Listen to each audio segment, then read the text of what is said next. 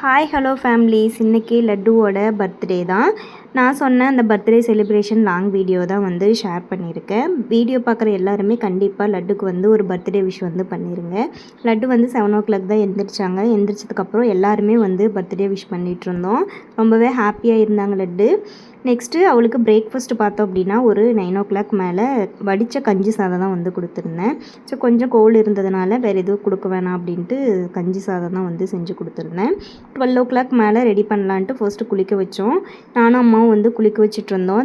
லட்டு வந்து தண்ணியில் ரொம்பவே ஹாப்பியாக விளையாடிட்டு இருந்தாங்க. சச்சினும் பார்த்தோன்னா ஹெல்ப் பண்ணிகிட்டு இருந்தான். அன்னைக்குன்னு பார்த்தோன்னா எங்களோட ஆடும் பார்த்தோன்னா குட்டி போட்டிருந்தது. அதுவும் வந்து கேர்ள் பேபி தான் வந்து போட்டிருந்தது. நெக்ஸ்ட்டு பர்த்டேக்கு முந்தின நாளே பார்த்தோம் அப்படின்னா டெக்கரேஷன் வந்து பாதி ஸ்டார்ட் பண்ணிட்டோம். அதாவது ஃப்ளிப்கார்ட்டில் பார்த்தோன்னா 12 months கார்டு வந்து ஆர்டர் போட்டு வாங்கியிருந்தேன். அதுக்கு தான் வந்து சச்சின் என்னோடய ஹஸ்பண்டும் கலர் பண்ணிகிட்டு இருந்தாங்க.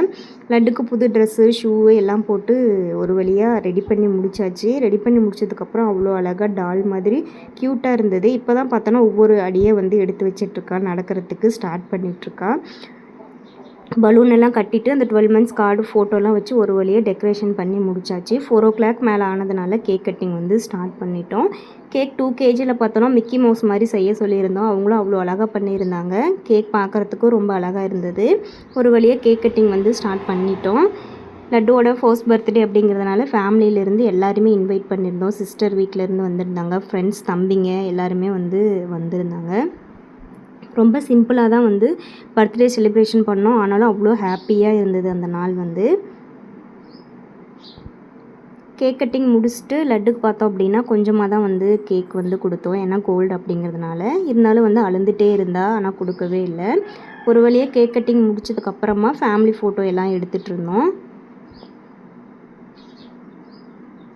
அடுத்ததாக லட்டுக்கு பார்த்தோன்னா கிஃப்டெல்லாம் வந்துருந்தது. அப்பா வந்து நடவண்டி வாங்கி கொடுத்துருந்தாரு. தம்பி வீட்டில் இருந்தும் அண்ணா வீட்டில் இருந்தும் ட்ரெஸ் எல்லாம் வாங்கி கொடுத்துருந்தாங்க. அப்போவே வந்து வண்டியில் உட்காருவேன் அப்படின்ட்டு ரொம்ப அடம் பிடிச்சிட்டு வண்டியில் உட்காந்துட்டு ஜாலியாகவே லட்டு வந்து விளையாடிட்டு இருந்தாங்க. அடுத்து வந்த ஃபேமிலிக்கு எல்லாத்துக்குமே பார்த்தோன்னா நாங்கள் ஒவ்வொரு நெல்லிக்கனி வந்து செடி வந்து கொடுத்துருந்தோம். லட்டுவோட பர்த்டே ஞாபகமாக இருக்கணும் அப்படிங்கிறதுக்காக இந்த மாதிரி செஞ்சுருந்தோம்.